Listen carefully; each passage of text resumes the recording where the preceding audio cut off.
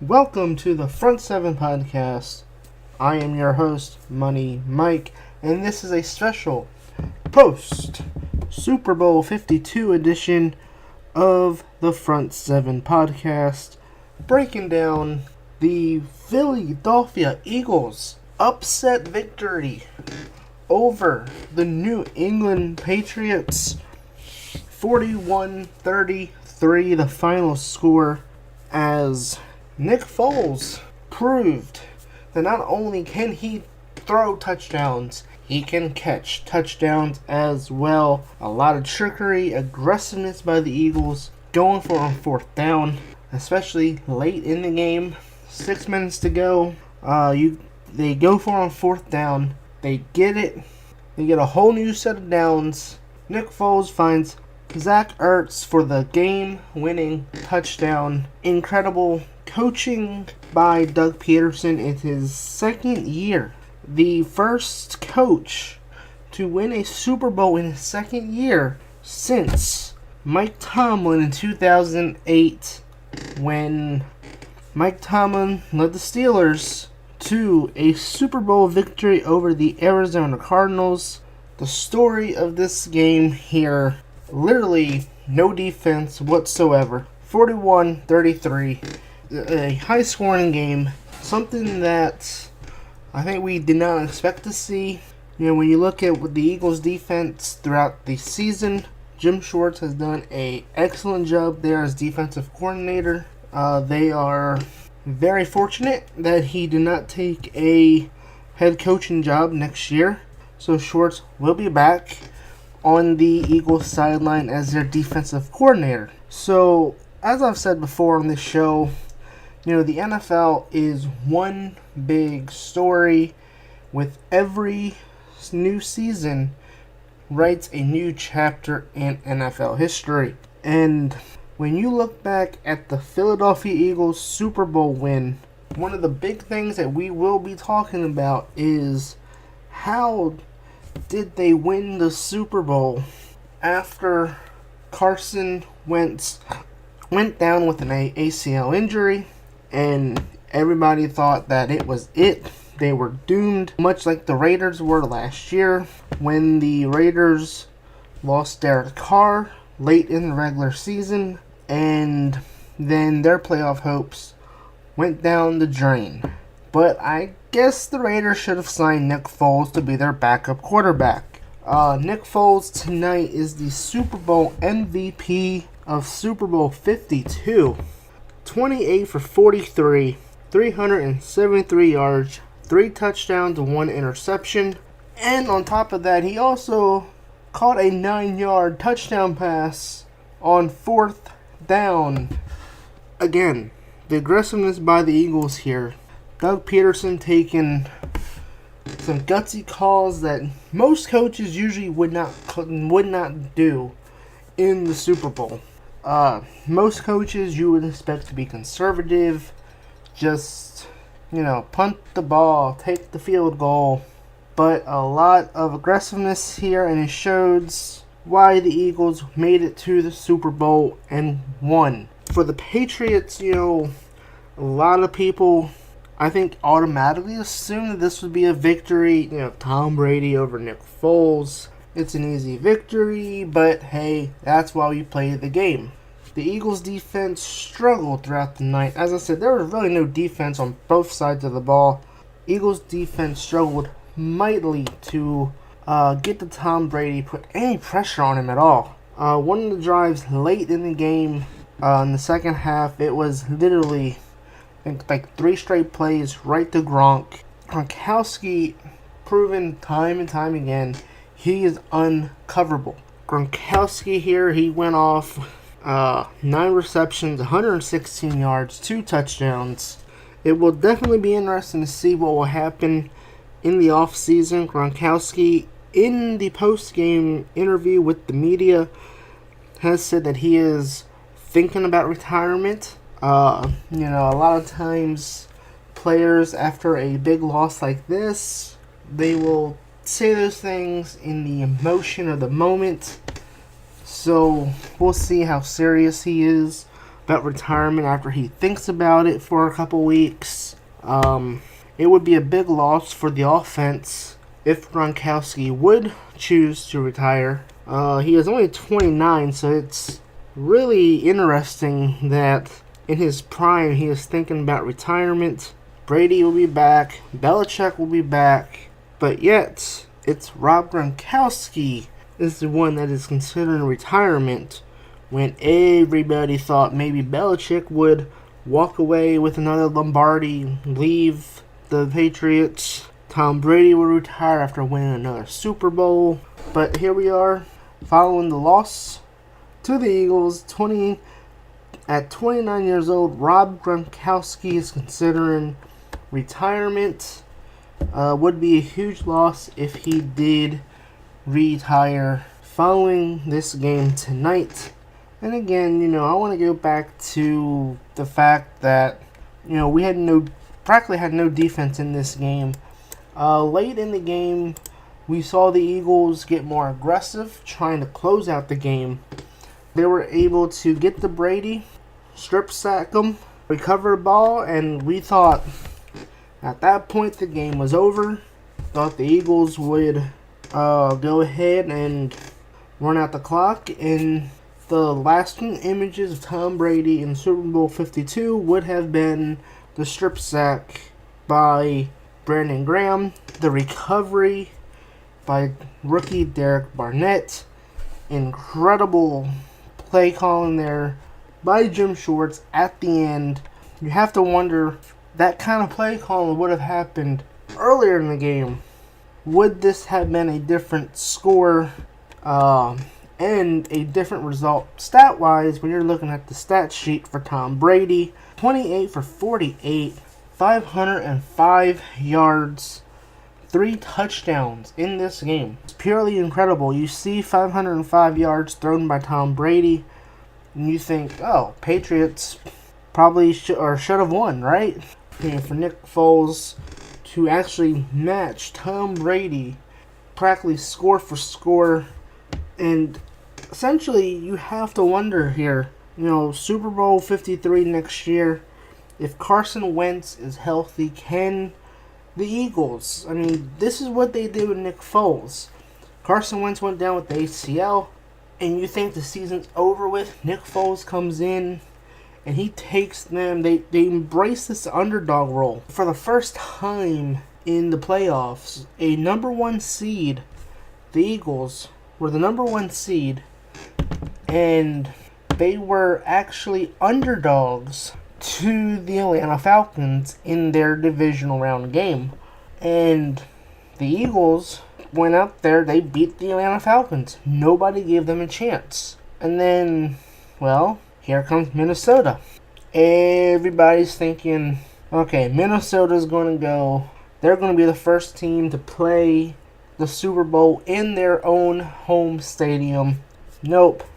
Eagles again pull off the upset. Minnesota had to go on the road to Philly in order to make it back to Minnesota for the Super Bowl. The Eagles just went out there and just outcoached the Vikings, and they went out there and put on a clinic for the Super Bowl. And the Eagles have now got their first Lombardi trophy, their first Super Bowl win under their belt. You have to wonder here with the future of Nick Foles, and obviously with Carson Wentz coming back, he is set as their franchise quarterback. Can the Eagles kind of pull a wool over another team's eyes and get a boatload of picks for Nick Foles? We've already seen one quarterback get traded, and that was Alex Smith to the Washington Redskins. Go ahead, I'll leave a link in the description below for that one to hear my thoughts on the Alex Smith trade and the extension of $94 million that the Redskins are giving him over the next 4 years. For Nick Foles, has he played himself into a big contract here? Being the Super Bowl MVP, he went out there, he's throwing touchdowns. On a 4th down trickery play, he goes out there, he catches a touchdown. The Patriots had tried something earlier where they ran a trick play with Tom Brady going out to try to catch the ball. Tom Brady's catch fell incomplete, but Nick Foles caught his touchdown later on in the game, which might have been the difference here. In a dome setting, it was very actually surprising that the kicking game actually had some issues. The Eagles and the Patriots actually kept some points off the board in the kicking game. Jake Elliott, he had a good night. 3 for 3. 46 yards was his longest, but he missed an extra point. The Eagles tried a fourth down, tried two two-point conversions in the game. Both of them failed. Jake Elliott also missed an extra point. Steven Gronkowski was 3 for 4 on extra point. He missed a field goal. So in a dome, you saw some special team issues here. Very, very rare. You would see the kicking game struggle in a dome, but it happened. Both teams left points off the board. The final was down to 8 points, so you have to imagine, if Gronkowski makes the one he missed, it's a 5-point game. If they get the extra point, it's a 4-point game on top of that. So it's a lot closer game. But besides the kicking issues, I think a lot of the focus here, and it's going to take away from the Eagles winning their first Super Bowl, unfortunately. It's going to overshadow it because, and again, I say this because it's unfortunate that this is going to be the talk of the post-game heading into the offseason before the NFL has their annual league meeting or owners meeting where they decide on any rule changes for the year. Obviously, the catch rule is obviously going to be looked at. Roger Goodell has already said that it's going to be looked at. And it came back to kind of, in a way, I don't want to say reared its ugly head, because I thought on both plays that the catch rule was kind of in play, so to speak, that the calls on the field stood.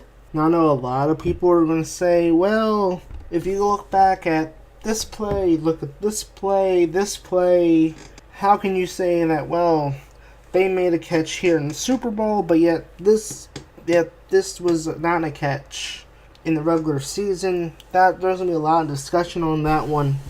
Especially, it was funny, I think, to me. At least it was funny to me. I don't know about you guys. But to listen to Chris Collinsworth trying to, it almost seemed like his bias for the Patriots was kind of showing. It was like he was rooting for the referees to overturn the touchdowns by the Eagles with the catch rule stuff. One of the plays, Corey Clement caught a pass near the back line of the end zone. There's a lot of talk of whether, he bobbled it. That was the arch play. There's a lot of talk about whether Clemens was out of bounds, but, a lot of people are focusing on a still shot. But if you actually go and watch the full play, he actually catches the ball. Both feet are actually in the end zone. He took 2 steps. Clear as day of a catch to me. At least that's, of course we know the NFL, they gotta complicate things. And I think one of the big things here, and it really came up with the play later on in the fourth quarter, Zach Ertz, when he dived across the goal line, the ball bobbled, popped up in the air. He then caught it off the deflection. Both touchdowns actually stood. And I thought actually the Ertz one was actually a good call as well. Because to me, yes, Zach Ertz crossed the goal line. He lost possession, but he regained possession when the ball... he lost possession when the ball was popped up in the air. But he regained possession for a touchdown for it to stand. Pretty sure Patriots fans are going to focus on those 2 critical reviews. Overall, the whole catch rule thing, they've got to do something with it. Surviving the ground, going to the ground. The phrase of that, going to the ground, surviving the ground. That's the entire reason we are in this whole nonsense of what is and what is not a catch in the NFL. It really needs to be simplified. I just hope finally this is the year the NFL finally defines what a catch is. And so, before I close out the show here, I just gotta give credit to Howie Roseman, the Eagles Executive Vice President of Football Operations, Doug Peterson, second year as a head coach. They had just come off the whole Chip Kelly disaster. Chip Kelly came in and basically wrecked the team, trading away guys, and it just didn't work. And it seemed like the Eagles had a lot to kind of overcome and try to kind of get past the Chip Kelly days. And basically Howie Roseman just came in and undid everything that Chip Kelly did and was able to make the right moves in order to bring the Super Bowl to Philadelphia. I think one of the big things you gotta look at here is you gotta go back to the 2016 NFL Draft. I don't know what it is about why the Cleveland Browns are basically, at this point, going on almost 20 years without finding a franchise quarterback. And that, to me, is on the scouting. Whoever the Browns have been hiring as their scouts for 20 years, or for nearly 20 years, have been terrible. Because other teams have been able to find quarterbacks, but the Browns, for some reason, have not. They've even passed on quarterbacks, including Carson Wentz. It was the Philadelphia Eagles that made the bold move, traded with the Browns in order to acquire Carson Wentz with the second overall pick in the 2016 NFL Draft. This is where this whole entire Super Bowl run started. The Browns front office apparently thought Carson Wentz would not even be a top 20 quarterback. So, what does that tell you about the Browns?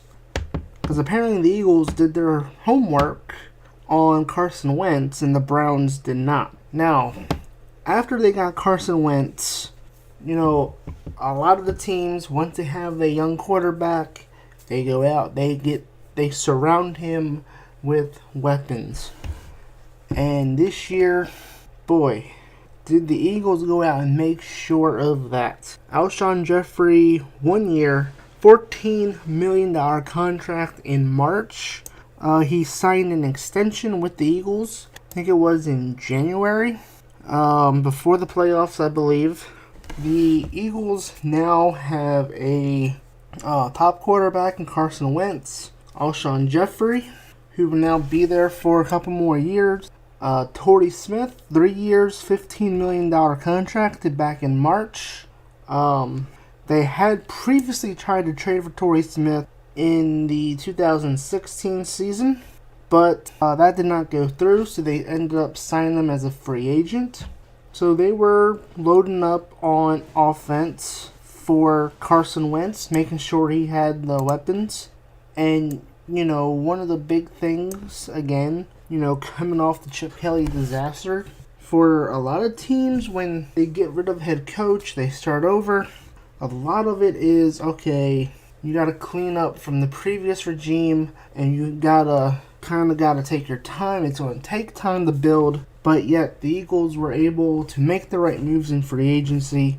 Give credit where credit is due to Howie Roseman. We'll see how the Eagles handle this offseason. But again, the Eagles made the right moves. They were able to move on from Chip Kelly in a quicker manner. They were able to pretty much undo everything he did. And now here they are, Super Bowl champions, beating the New England Patriots in a shocking Super Bowl upset. Let me know in the comments below, Eagles fans, how happy are you that you guys have finally won a Super Bowl? Patriots fans, bring on the comments about the catch rule. Bring on the comments. I know you're probably mad at me for saying that I thought the calls standing and saying that they were both actually catches. You're probably ready to fire comments at me in the comments section saying that they weren't catches. Well, believe me, you've had your fair share of officiating calls go your way. Just ask Jesse James about that one, alright? Eagles win 41-33. We have new champions in the NFL. And what will come of the offseason? Hey, it's the end of the Super Bowl, but we have the Combine coming up next month. We have free agency next month, which starts on March 14th. The season never ends, but next month, March 14th, we can officially open up a new chapter, as now teams will be preparing to stand tall in Super Bowl 53 in Atlanta, Georgia, at this time next year. I've been your host, Money Mike. This has been the Front 7 Podcast, as I'll be back with all the latest off-season news as we march towards March 14th and the beginning of the 2018 NFL League year.